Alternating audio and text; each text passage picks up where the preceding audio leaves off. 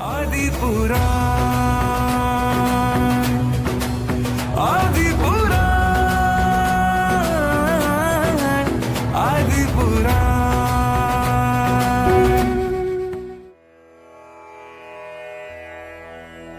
प्रथम तीर्थंकर श्री आदिनाथ के शासन काल में जब कल्प वृक्ष नष्ट होने लगे, प्रजा को जीवन यापन करने के लिए वहाँ त्राही त्राही मच गई। कैसे कर्म किया जाता है उसका ज्ञान नहीं था, तो आदि कुमार ने लोगों के उद्धार के लिए उन्हें कर्मों का ज्ञान दिया और इस प्रकार कर्म भूमि की शुरुआत हुई, जिसमें सर्वप्रथम थी असली शिक्षा।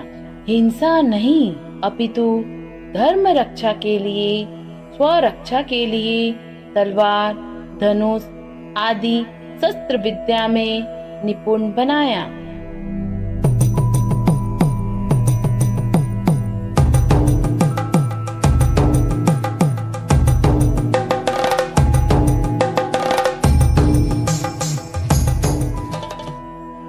मसी कर्म द्रव्य अर्थात रुपए पैसे की आमदनी खर्च आदि के लेखन में मुनीमी कार्य सिखाकर मसी कर्म का ज्ञान कराया।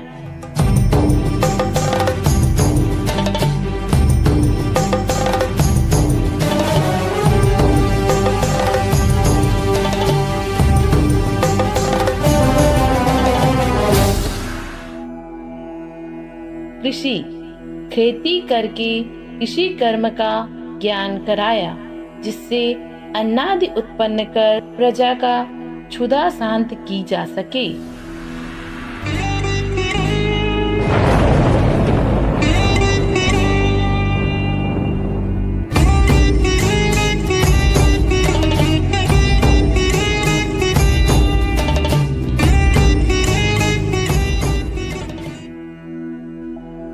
विद्या अंकादि विद्या चित्र खींचने, जिसमें 64 गुणों व रिद्धियों से संपन्न विद्या कर्म में निपुण बनाया।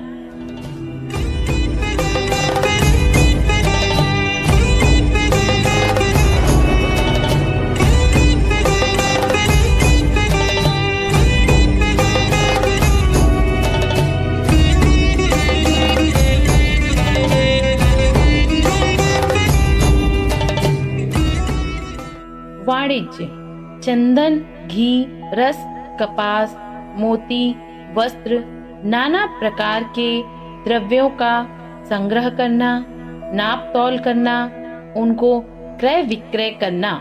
इस प्रकार वाणिज्य कर्म को सिखाकर लोगों को निपुण बनाया।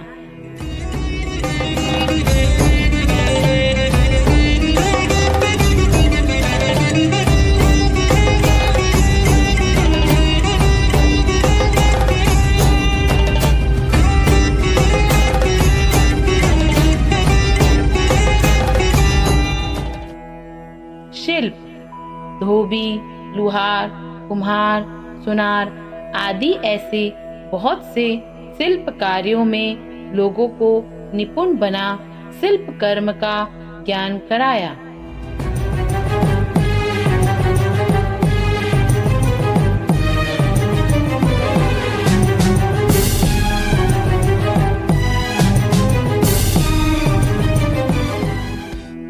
असी मसी कृषि का हम सबको देकर वरदान, शस्त्र का, खेती का और लेखन का फैलाया ज्ञान, विद्या और वाणिज्य साथ में शिल्प कला भी सिखलाई, नई व्यवस्था और सुशासन की बुनियाद भी रखवाई। भोग भूमि का अंत हुआ तब कल्प वृक्ष भी क्षीण हुए, कर्म भूमि का प्रारंभ हुआ और प्रजागण दुखित हुए। असी मसी वाणिज्य आदि के आदि प्रभु ने उपाय दिए, आजीविका के कारण हेतु कृषि आदि के ज्ञान दिए। आदि पुराण, आदि पुराण, आदि पुराण।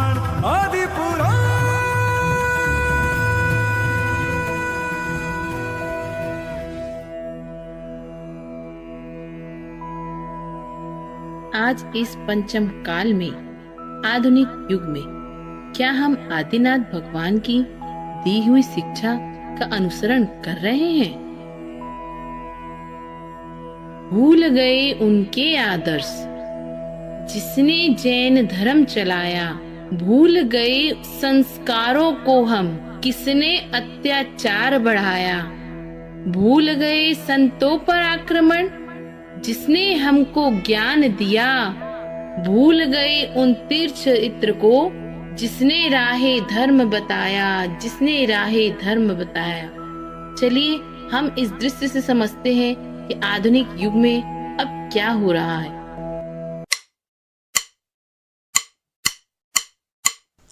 हे भगवान, काश मुझे एक गुरुओं के लिए चौका लगाने वाली प्यारी सी बेटी पैदा हो जाए।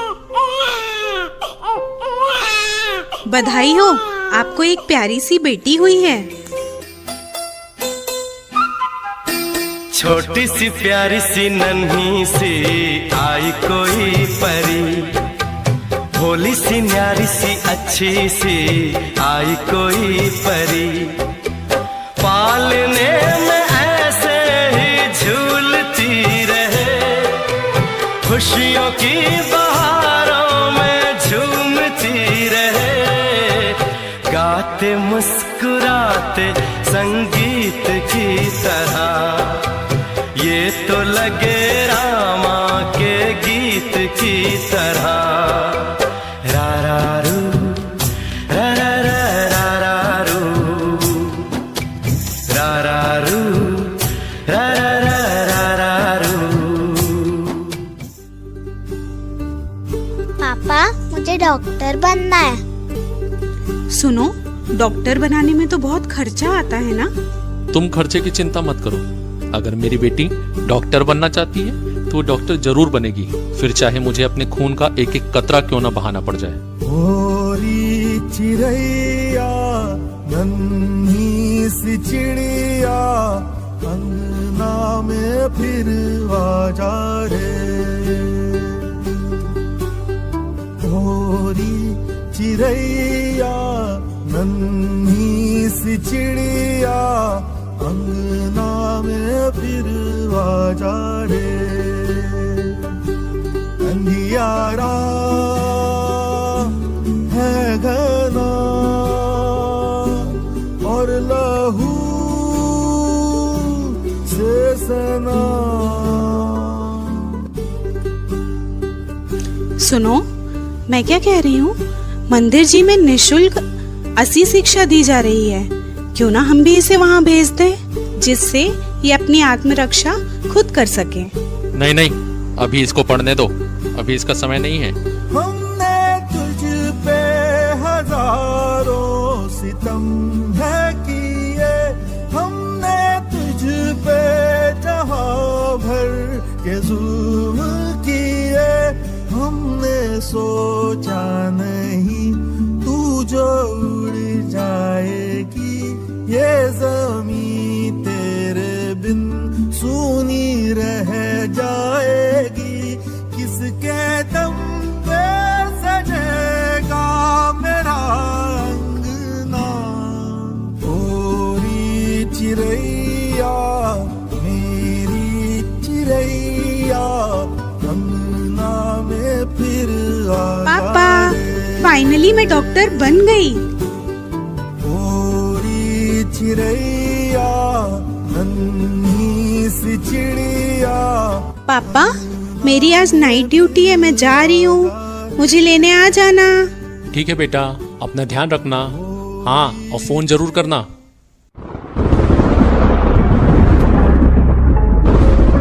कौन है? कौन है?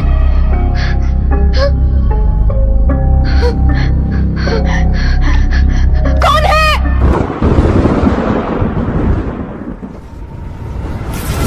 पृथ्वी अंबर सात समंदर, सारी दुनिया मेरे अंदर, तेरे इशारे झुका दे सितारे, मैं ही आत्मा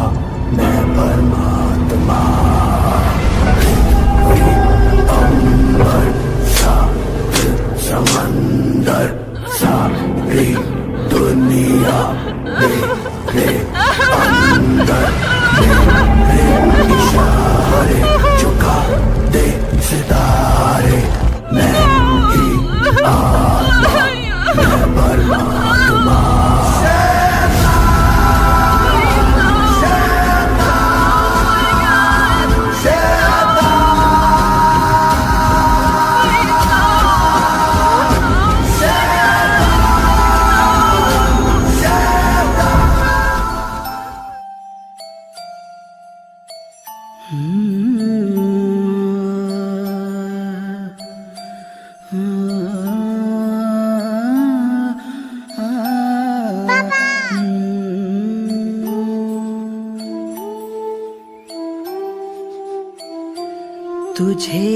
गोद में लेके मैं अजलाड लडावा, देखे सपने नींदों में मीठी लोरियां गावा।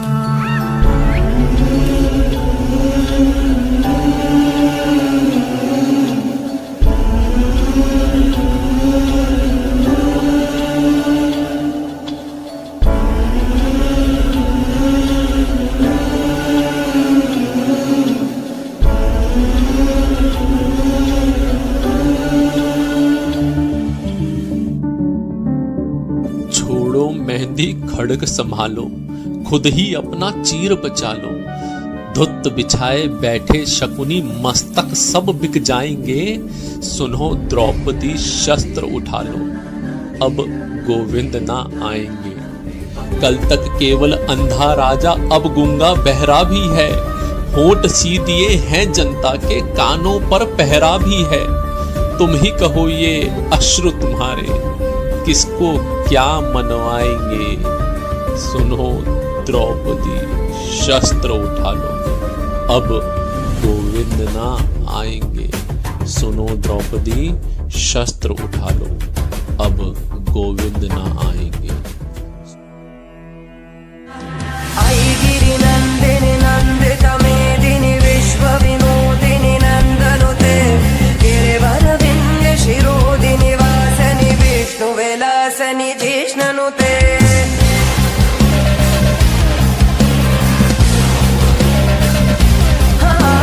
भगवती शितिकंठ कुटुंबिनी भूर कुटुंबिनी भूर कृते, जय जय हे महिषासुर मर्दिनी रम्य कपर्दिनी शैलसुते। आई गिरि नंदिनी नंदित मेदिनी विश्व विनोदिनी नंदनुते, गिरिवर विंध्य शिरोदिनी वासनि विष्णु विलासनि जिष्णुनुते। भगवती शितिकंठ कुटुंबिनी भूर कुटुंबिनी भूर कृते, जय जय हे महिषासुर मर्दिनी रम्य कपर्दिनी शैलसुते। कसूर है? मुझे लगता है शायद उस लड़की के माँ बाप का था, जिसने उसे लौकिक शिक्षा तो दी पर उसे आत्म शिक्षा नहीं दी कि वो अपनी आत्मरक्षा कैसे करे। नहीं, मुझे लगता है उस सबसे ज्यादा कसूर उस बेटी का है जिसने सबकी जान बचाई। ये क्या सही है? या फिर खुद की जान बचाना नहीं सीखा, ये सही है? नहीं, मुझे लगता है कि कसूर उस शैतान का था, जिसने उसे कमजोर जानकर उस पर आक्रमण किया। आखिर ये शैतान है कौन और कहां से आया है? शैतान वो जो हमें कमजोर जानकर हमारा फायदा उठाने की कोशिश करता है। आजकल हम देखते हैं हर सिक्के के दो पहलू होते हैं, एक ऐसा जिसे हम सामने से देखते हैं और दूसरा वह पहलू जिसे हम नहीं देख पाते हैं। बहुत सारे शैतान ऐसे होते हैं जो हमारी धर्म, राष्ट्र, संस्कृति, हमारे संस्कारों पर आक्रमण कर रहे हैं। क्या प्राण गंवाए थे और क्यों गंवाए थे? आपको पता है कि हमारा आज जो इस धर्म, संस्कृति, संस्कार हैं वो जो नष्ट किए जा रहे हैं, वो धर्म कभी सुरक्षित नहीं था। उस धर्म को सुरक्षित रखने के लिए बहुत सारे मुनि राजों ने अपने प्राण गंवाए थे। एक उसमें ऐसे थे अकलंग निकलंग, जिन्होंने अपने धर्म को बचाने के लिए अपने प्राण गंवा दिए। एक थे पंडित टोडरमल जी, जिन्हें धर्म बचाने के लिए हाथी के पीछे को चलवा दिया गया था। और ऐसे ही 500 मुनिराज भी थे जिन्हें घानी में पेल दिया गया था। आप जिस धर्म को आज देख रहे हैं, कभी वह सुरक्षित नहीं था। आज उनके द्वारा जो प्राण दिए गए हैं, उसके कारण आज हमें यह सुरक्षित धर्म मिला है, जिससे हम समाई कर सके, स्वाध्याय कर सके। लेकिन हम सभी उस जो अपॉर्चुनिटी हमें मिली है धर्म की, हम उसको स्वीकार नहीं कर पा रहे हैं।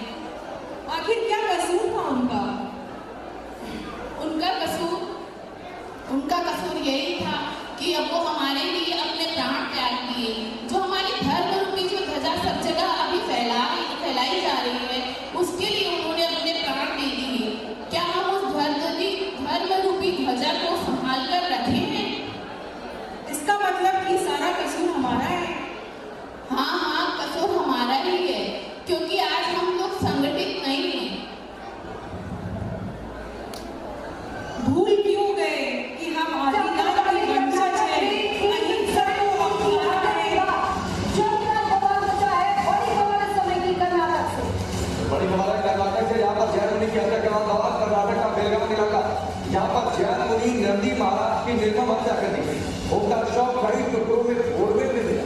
इसके बाद प्राचीन धरोहर गिरनार तीर्थ पर हो रहे आधुनिकीकरण के साथ साथ तीर्थ का नाम बदलने के विरोध में लगातार जैन समाज आवाज उठा रहा है, लेकिन हर बार उसकी आवाज को दबा दिया जाता है।